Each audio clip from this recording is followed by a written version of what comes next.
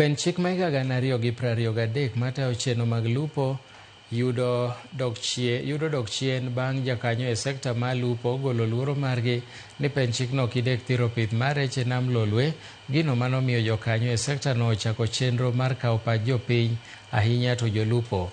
Kane giloso e limbe margi Kisumu e odiechieng' manyoro, bod mar riwruok makelo kanyakla jopith rech e alwora ma nam Lolwe, Lake Victoria Aquaculture Association, wacho ni penchikno chal mana gi maiga 2016 ma giwacho ni norem rango dongruok mag lony manyasani kod lokruok manie pith mar rech e piny mangima. Jagoro mar bod no Peter Ondeng oseo chenro no.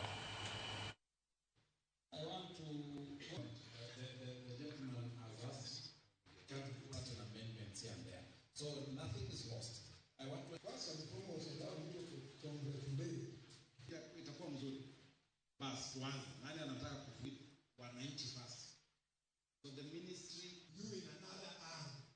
So as I've had an opportunity to visit some of the tribes. So for me, I'd just like you to elaborate. We are here on a public participation on Fisheries Management and Development Bill, which came into being.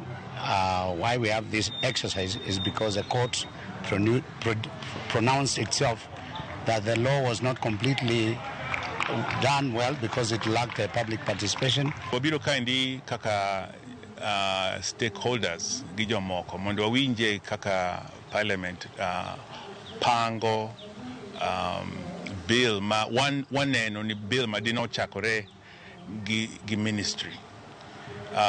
Gima wapinga ahinya en ni kade mai health kata education okasewinjo kuma parliament ema decide ni gibiro gi bill magidhi keto ni koro public participation to the line ministry kaka sani the ministry ma blue economy gibete tenge ka stakeholders moko ni gima gichiwo ilongo ni memorandum gichiwo ideas mondo odonje bill no okone kamano gima odhi kako nego dhi. Na tukimaliza hapa tutaweza kutengeneza sasa kuipeleka maoni haya kwa report hiyo itawekwa bungeni, then itaweza kuzungumziwa pale bungeni.